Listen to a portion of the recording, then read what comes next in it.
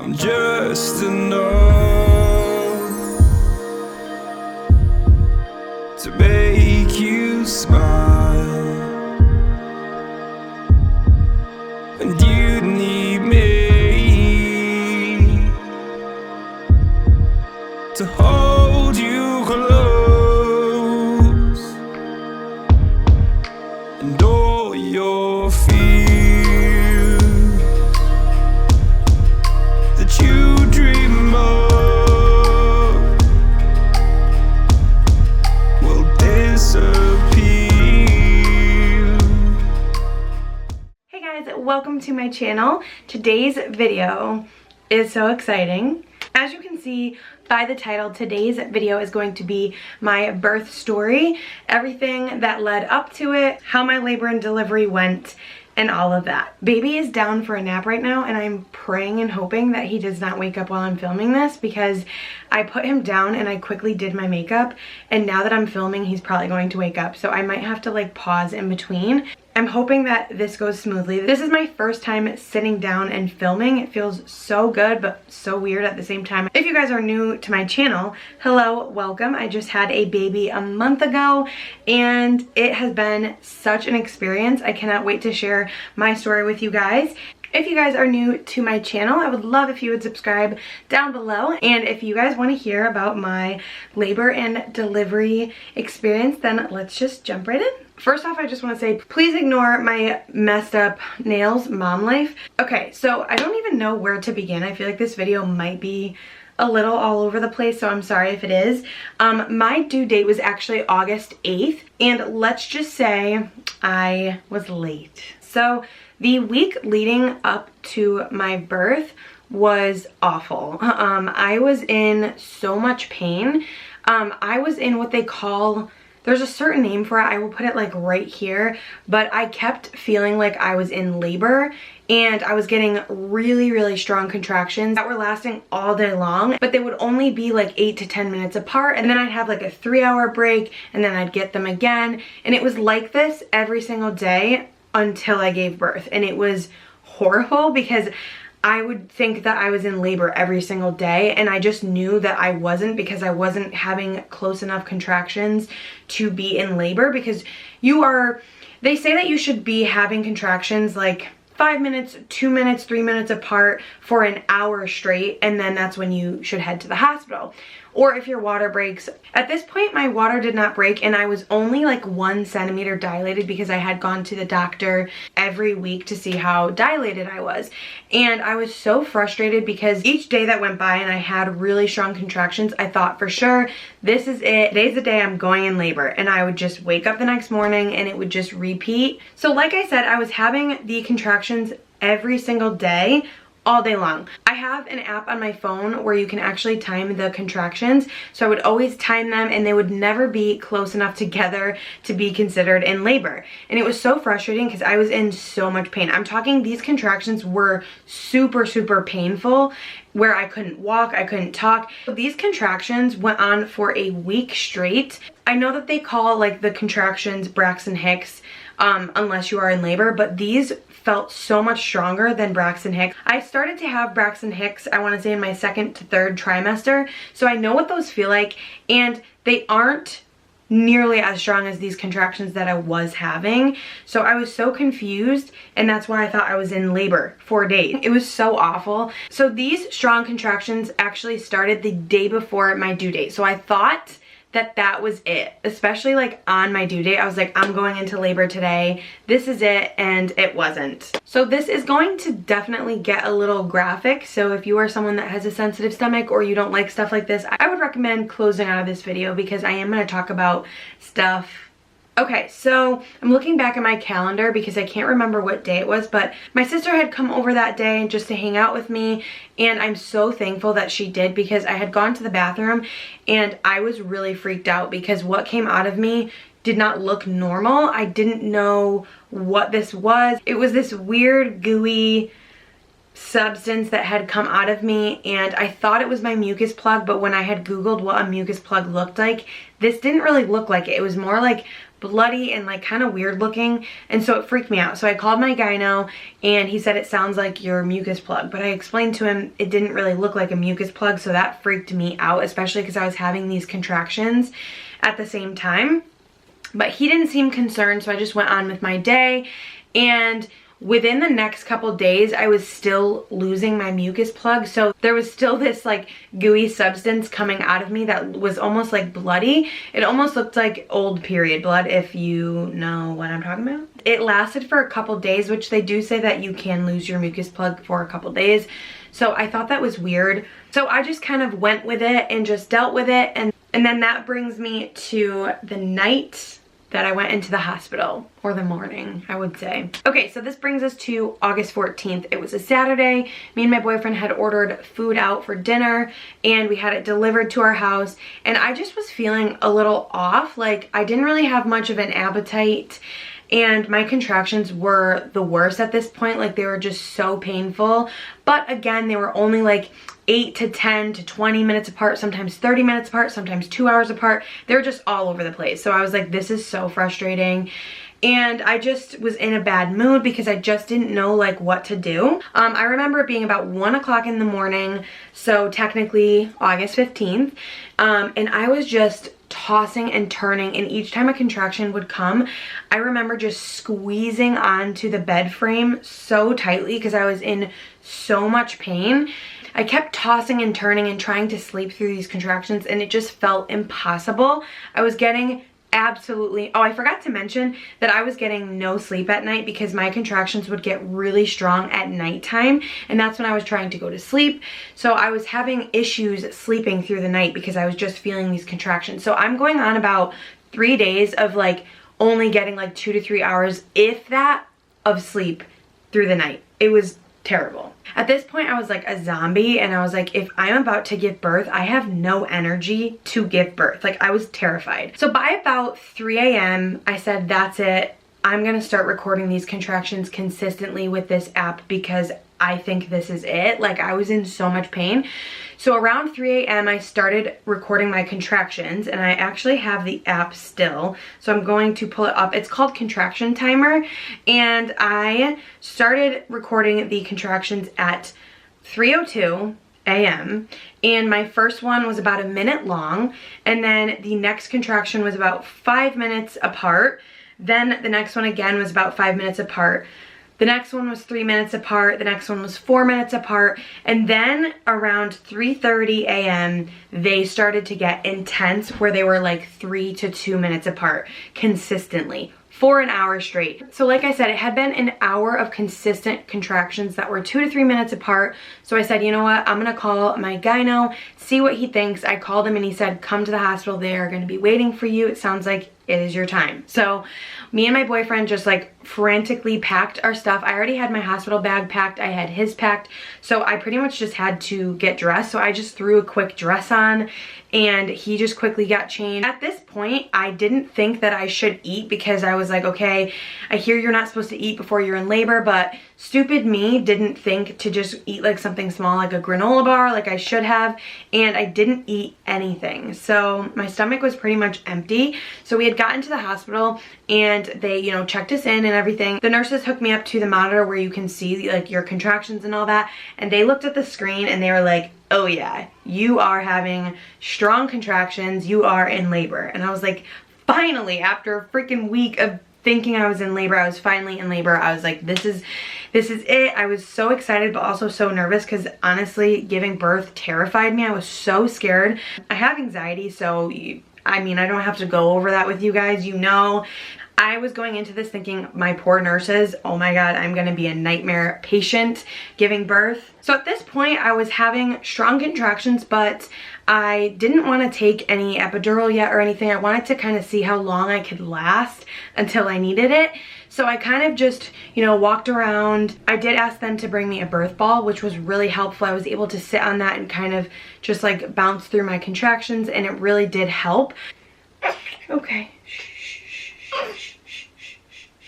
So yeah, I did not want to get the epidural until I knew like it was just unbearable, because I didn't want to be stuck laying in bed, because I'm someone who, when I'm in pain, I like to like walk around the room. I just didn't want to be stuck in bed, if that makes sense. At this point, I had not slept at all, and I was just freaking out because I was like, how am I going to push a human out of me with no energy and no sleep? I was just freaking out. But for some reason, I think your motherly instincts kick in when you're in labor and you're just like, I'm ready to do this.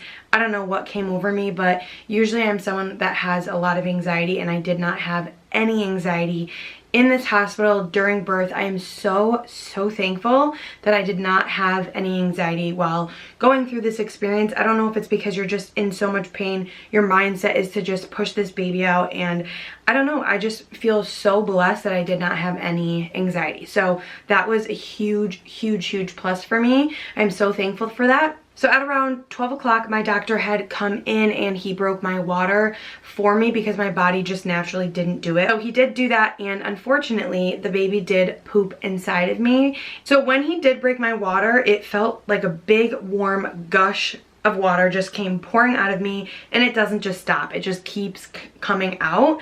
At this point, I had to put a big, huge diaper on because your water just keeps coming out of you. So at this point, I realized when I looked down and I saw they broke my water, it had a little discoloration to it. And I asked them, did he poop inside me? And they did say, yes, he did, which scared me because that could be very bad if the baby doesn't come out with a certain amount of time, because he's kind of like breathing this in. So it did scare me. Doctor and nurse did not seem concerned at all that he had pooped inside me. They were very calm about it, which made me calm in the meantime. So they did check to see how dilated I was after they broke my water. I was 4 centimeters dilated at this point, not even on my phone or checking time. I was just like in this moment. So I'm not sure like the timestamp. And he did come back around a half hour, 45 minutes later to check again to see if I was just making progress on my own. And I was still at 4 centimeters. So he did say, let's go ahead and put you on pitocin. And I was afraid because pitocin makes your contractions kind of feel multiplied, and I couldn't picture my contractions being any worse because at this point they were so strong. It did put me on the pitocin. I kind of walked around a little. My contractions definitely were feeling a little bit stronger, but nothing too intense. So then I was like, okay, at this point, when should I get the epidural? Because I knew this baby was coming, but I didn't know like how soon. So I asked the nurse's opinion, and she said, you know, it's up to you. It's whatever you think you can handle. So then I was kind of dealt with a little dilemma.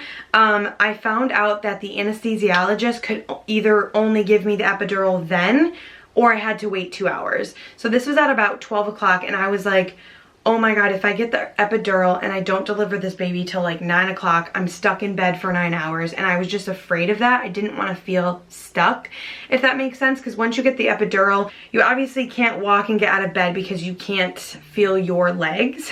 So I kept going back and forth with my boyfriend, and I was like, what should I do? And I said, you know what?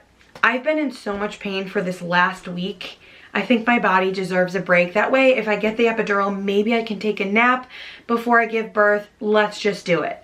So the anesthesiologist had come in. He set me up for the epidural. And I just want to say, I don't know why everyone makes the epidural seem super painful. For me, at least, it really was not painful. It did feel like a little bit of like a sting or like a burning sensation, but I just pictured it being way more painful, and my experience was not painful at all.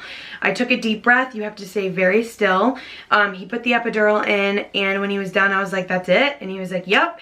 And that was it. He left the room. I was able to lay back, and the epidural started to kick in. Legs started to feel numb. It was a really weird sensation, I will say that.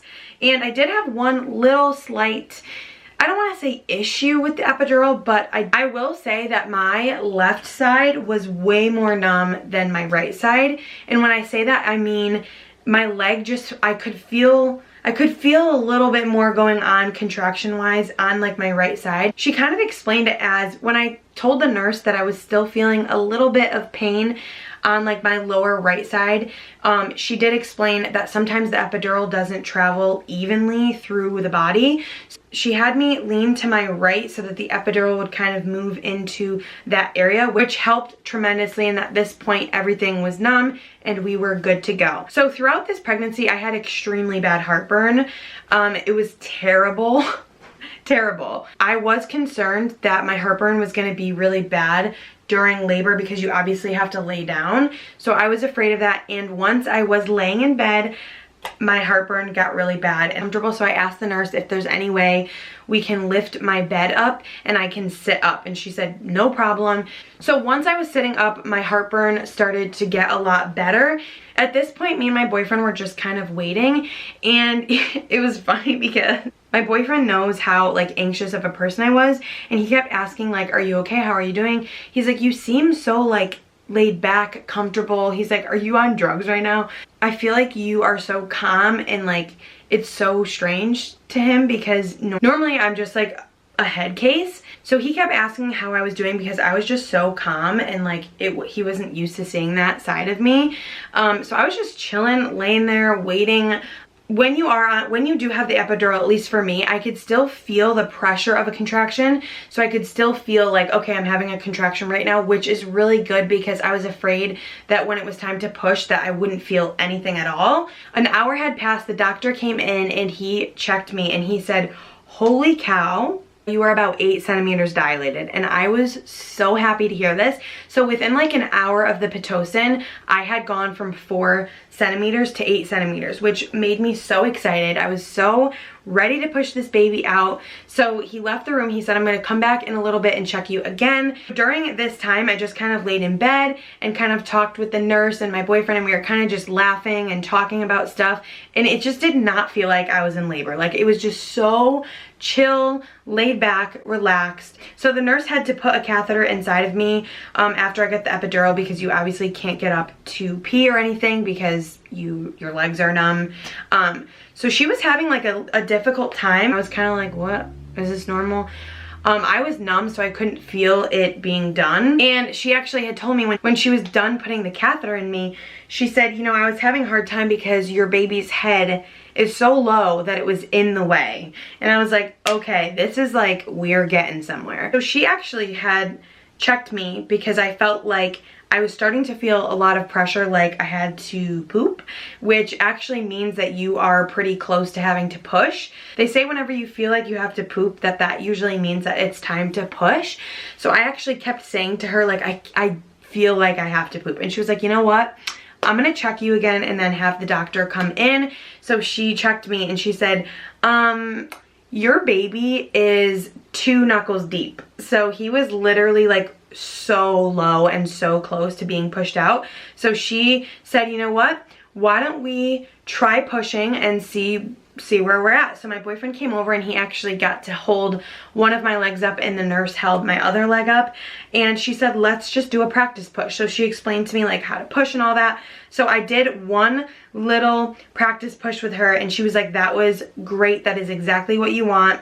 So the way that she had me push was I did 10 seconds of pushing and we did like 3 rounds of that. So I pushed for 10 seconds and I would do it 3 times. And we did about 2 or 3 rounds of that, and she was like, time to call the doctor. You are going to deliver a baby any second now. And that just made me so excited. So the doctor had come in. So I started pushing at about 2:08 in the afternoon, and the doctor had come in, I want to say it was like 2:15, and we pushed a couple more times and my baby was born at 2:21. So I had only pushed from 2:08 to 2:21. So I delivered this baby super fast. I didn't have to push really much at all. I'd probably push about 5 or 6 times, and our baby was born.